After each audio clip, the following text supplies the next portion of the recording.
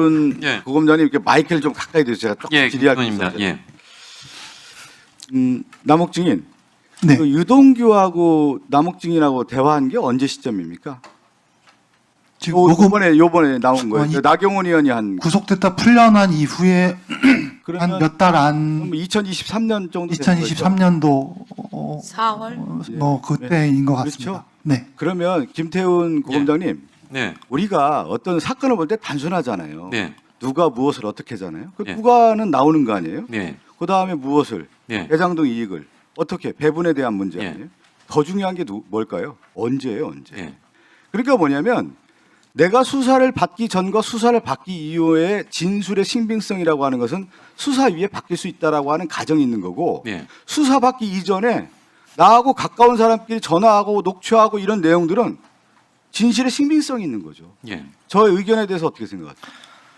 기본적으로 같은 생각 갖고 있습니다. 예. 이후에 수사 받으면서 나온 진술보다 이 사건처럼 2012년부터 21년까지 그 연속성 있고 굉장히 많은 서로 실시간 대화 내용에 의해서 서로의 범죄에 관한 모의를 녹음한 대화 내용이 여과 없이 녹음된 그렇죠. 자료가 있으면 당연히 그때 그 당시의 내용에 훨씬 더 무게감을 두고 웨이트를 두고 판단해야 되는 것이 당연하고요. 제가 그 말씀드리고 싶은 게 이제 말씀 많이 하셨으니까 2012년부터 21년까지 10년이라고 하는 것은 대장중 실록인 것이죠.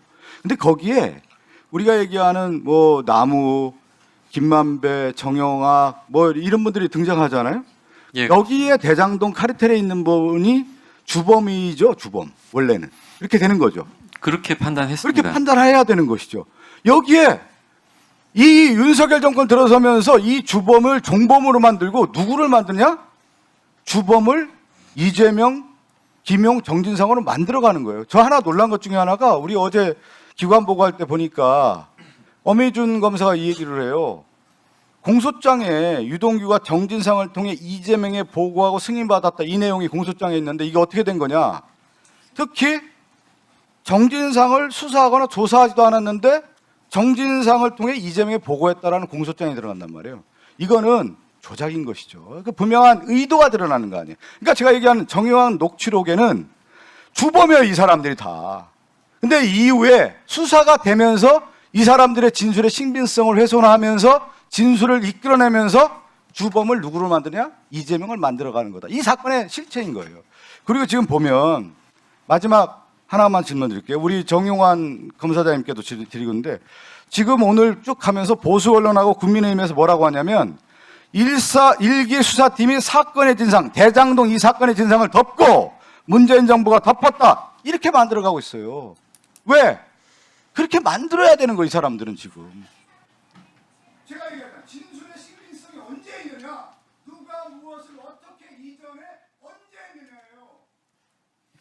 가장 중요한 겁니다, 이게. 그 참고로 한 가지만 말씀드리면 이 사건 수사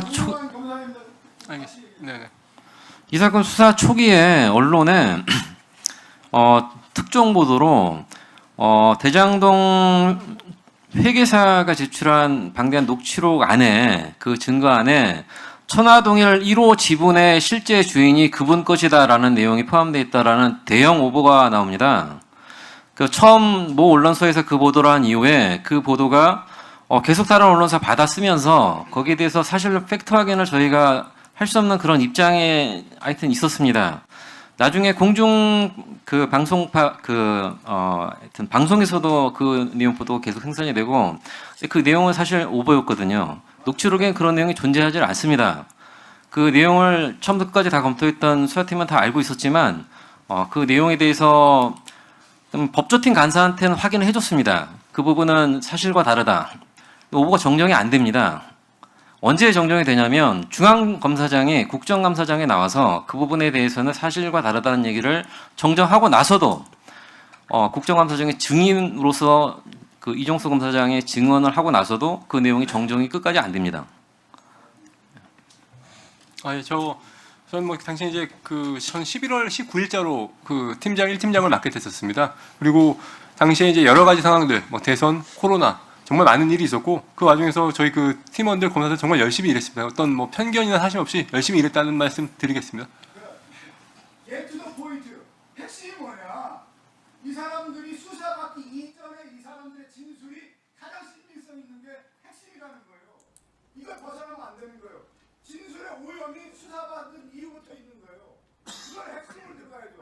그래서 이 대감동의 수사 검사들이 진술의 오염, 조작을 했다는 게 드러나는 겁니다, 지금. 네, 수고하셨습니다. 잘하셨습니다. 제가 이제 마저 질의하고 정리하겠습니다. 아까 말씀하신 그분이라고 하는 기사는 언제쯤 나오는 건가요? 굉장히 초기에 나왔고요. 예. 저기 몇 년도에? 21년 9월 수사 22년 이후에 9월에? 21년 9월부터 수사가 시작이 된 부분이 바로 이제 언론 보도가 됐는데 그 무렵에 바로 그 기사가 났습니다. 10월이 안 돼서. 그리고 나중에 이제 공중파 그 9시 뉴스 보도 채널에도 이제 따라가기 시작하니까 그게 계속 확대 재생산이 됐거든요. 22년 9월이면 윤석열 21년입니다. 21년 예. 9월이요? 네. 21년 9월에 21년 보도가 9월에 대장동 수사가 시작된 때입니다. 21년 예. 9월에 예. 그 보도가 나오고 예. 그리고 얼마 그게 안 된 계속 것으로 제가 기억하고 있습니다. 네, 그게 계속 따라온다 네. 이런 말씀이었던 네. 거죠. 그런데 그런 내용은 전혀 사실이 아니었다. 녹취록에는 그런 내용이 존재하지 않았습니다. 녹취록에 예. 그런 것이 존재하지. 심지어 모든 녹취록의 색인 기능을 활용해서 그분이란 걸 전수 검사를 다 했습니다. 전수 검사를 다 해서 그분이란 부분이 두 군데 나오는데요. 전혀 다른 맥락으로 나오는 겁니다. 그렇습니다. 그러면 정령학의 녹취록은 전체 다 보았고 그것에는 그분이라고 나오는 게 잘못된 보도이다. 그리고 그게 계속 따라갔다. 이런 말씀이신 거죠? 그렇습니다. 예.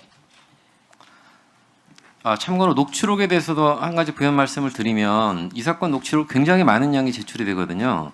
1기 수사팀 때 제출된 녹취록 파일이 150개입니다. 2기 수사팀 때 추가로 판결문에 따르면 131개가 추가로 더 제출이 됩니다. 2022년 10월에 또 하나의 USB가 제출이 되는데 그때 280개의 녹음 파일이 들어있었다고 하고요. 그 전에 제출된 중복된 걸 제외하고 131개가 새로 제출됐다고 합니다. 근데 당시 이제 이렇게 녹음 파일이 많이 제출되면 어떻게 하는 수사에서는 보통 저희는 처음 수사할 때 정령학 회계사가 정리해서 제출한 내용이 굉장히 수사 도움이 많이 됐습니다. 왜냐하면 거기에 나오는 대명사를 다 설명을 해주거든요. 이게 누구 어떤 맥락에 누구를 지칭한 거다. 그림까지 그려주면서 얘기를 해주고 그게 맞는지 아닌지 저희가 판단하면서 갈 수가 있었습니다. 네, 기본적으로 그 자료를 토대로 이제 수사 진행을 했고요. 그럼에도 불구하고 형사 사건의 증거는 녹음 파일 원본입니다. 그 녹취록은 증거가 아니고 증거를 보완하는 증거를 읽는 그 방법에 불과하고요. 저희가 녹음 파일을 제출하면 법원은 반드시 녹취록을 제출하도록 명령을 합니다. 녹취록 같이 제출이 되는데 그 하나의 녹취록이 잘못될 수도 있기 때문에 저희가 속기사를 시켜서 그 녹취록을 자동적으로 만듭니다. 녹음 파일이 들어오면. 그러니까 그 두 가지 버전이 들어오면 다 받을 수 있고요. 그 중에 어떤 걸 신뢰하느냐 여부는 문제가 되는 녹음 파일에 대해서 녹음을 재생해서 들어본 다음에 판단하면 되는 겁니다. 그리고 지금 조작과 관련해서 문제를 삼고 있는 부분은 일기팀에서 작성한 녹취록이냐 아니면 누가 작성한 것이냐가 중요한 것이 아니라 그 증거의 요지를 증명하고자 하는 요지를 누군가 주장했고 그 주장을 원용했으면 그 수사팀의 책임이 있는 겁니다. 예. 2기 수사팀은 송경호 증인. 네. 한 번 더 확인하겠는데 그 수사되고 있는 것을 항상 보고 받으셨죠? 매일매일.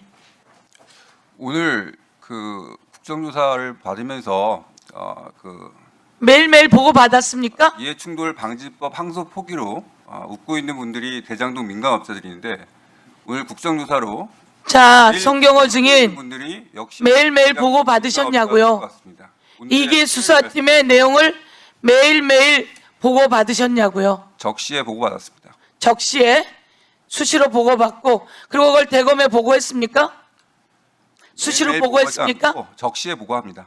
매일매일 하지 않고 보고하지 않고 적시에 예. 수시로 보고한다 이런 얘기죠? 적시에 보고합니다. 중요한 시기에 보고한다 이런 얘기죠? 적시에 보고받고 적시에 보고합니다. 적시에 보고받고 적시에 보고한다. 그 적시에는 무슨 의미입니까? 수사에 진행 상황에 따라 가장 적절한 시점에 보고 드린다는 겁니다.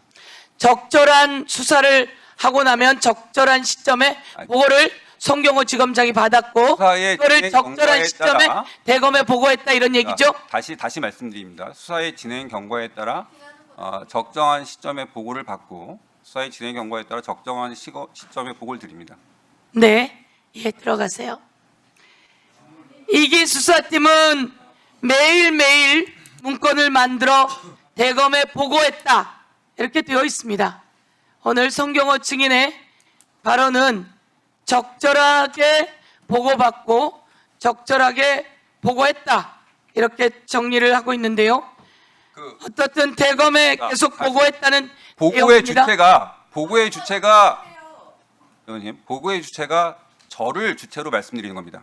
그러니까요. 저를 주체로. 네. 그러니까 송경호 지검장이 수시로 보고받았고 적절할 때라고 표현을 했고 그리고 또 적절한 시점에 대검에 보고했다 이런 내용이에요. 예, 내가 제보받은 내용으로는 이기 수사팀은 매일매일 문건을 만들어 대검에 보고했고 그리고 이 내용을 매일매일 보고받았다 이런 내용입니다. 그리고 우리가 법사위에서 대검에 가면 의원님 중요한 사건은 매일매일 보고받습니다 이렇게 되어 있습니다. 예, 시간이 더 이상 질의하실 위원이 안 계시면 질의를 마치도록 하겠습니다. 바쁘신 와중에 청문회에 참석해 주신 증인 및 참고인들에게 감사 말씀드리며 다음 회의에 대해 안내 말씀드립니다. 다음 회의는 4월 20일